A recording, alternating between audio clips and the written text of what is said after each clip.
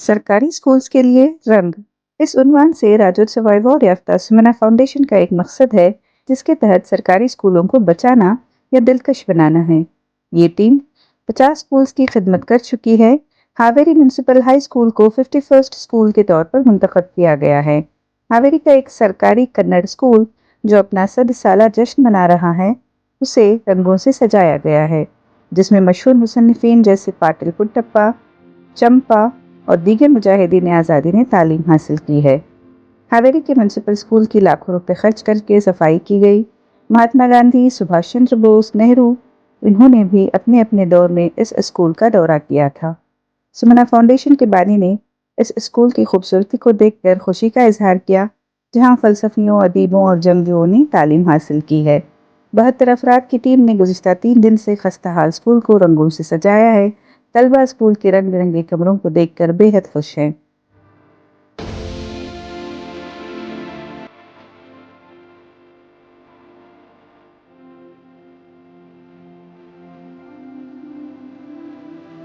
Sumana foundation ಸುಂದರ ಮನಸ್ಸಿನ ನಾಗರಿಕರು ಅನ್ನೋ ಒಂದು ಫೌಂಡೇಶನ್ ನಮ್ಮದು ಬೆಂಗಳೂರು. ಮತ್ತು ಈ ಶಾಲೆಗೆ ಬರೋದಕ್ಕೆ ಮೂಲ ಕಾರಣ ಚಕ್ರವರ್ತಿ ಸುಲಿಬೆಲಣ್ಣನವರ ಅವರ ಅಭಿಲಾಷೆಯಿಂದ ಬಂದಿದ್ದು. ಯುವ ಬ್ರಿಗೇಡು ಮತ್ತು ಸುಮನ ಫೌಂಡೇಶನ್ ಸೇರಿಕೊಂಡು ನಮ್ಮದು ಕನ್ನಡ ಉಳಿಸಿ ಕನ್ನಡ ಬೆಳೆಸಿ ಸರ್ಕಾರಿ ಕನ್ನಡ ಶಾಲೆಗಳನ್ನ ಉಳಿಸಿ ಅನ್ನೋ ಒಂದು ಅಭಿಯಾನವನ್ನು ಮಾಡ್ತಿದ್ವಿ. ಇದು ನಮ್ಮದು 51ನೇ ಶಾಲೆ ರಾಜ್ಯಾದ್ಯಂತ.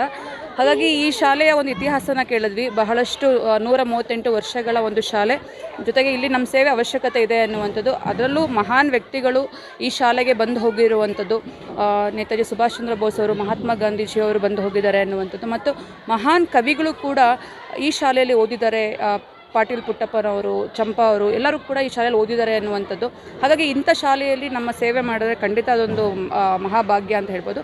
ಹಾಗಾಗಿ ಈ ಶಾಲೆಯಲ್ಲಿ ಯುವ ಬ್ರಿಗೇಡು ಮತ್ತು ಸುಮನ ಫೌಂಡೇಶನ್ ವತಿಯಿಂದ ಕಳೆದ 3 ದಿನಗಳಿಂದನೂ ಕೂಡ ಸ್ವಚ್ಛಗೊಳಿಸಿ ಒಂದು ಮಕ್ಕಳಿಗೆ ಇಷ್ಟ ಆಗುವಂಥ ಒಂದು ಆಕರ್ಷಣೀಯವಾದಂತಹ ಬಣ್ಣವನ್ನು ಬೆಳೆದು ಮತ್ತು ಚಿತ್ರಗಳನ್ನು ಕೂಡ ಬಿಡಿಸುವಂತಹ ಕೆಲಸವನ್ನು ಮಾಡಿದ್ದೀವಿ ಸರ್. 3 ದಿನಗಳಿಂದ ನಾವು ಬೆಂಗಳೂರಿಂದ 12 ಮಂದಿ ಬಂದಿದ್ವಿ. ಮತ್ತು ಇಲ್ಲಿನ ಸ್ಥಳೀಯರು, ಯುವ ಬ್ರಿಗೇಡ್ನ ಅನೇಕ ಮಿತ್ರರು, ಸುಮಾರು ಐ ಥಿಂಕ್ ಒಂದು 70 ಮಂದಿ 3 ದಿನದಿಂದನೂ ಕೂಡ ನಿರಂತರವಾಗಿ ಕೆಲಸವನ್ನು ಮಾಡ್ತಾಯಿದ್ದೀವಿ. ಯಾವ ಹಂತದಲ್ಲಿದೆ? ಅದೇ ಇವತ್ತು ನಾವು ಆಲ್ಮೋಸ್ಟ್ ಈ ಕೆಲಸವನ್ನು ಮುಗಿಸಿ ಬೆಂಗಳೂರಿಗೆ ಹೋಗಬೇಕು ಅನ್ನುವಂಥ ಯೋಚನೆ ಇದೆ ನಮ್ಮದು.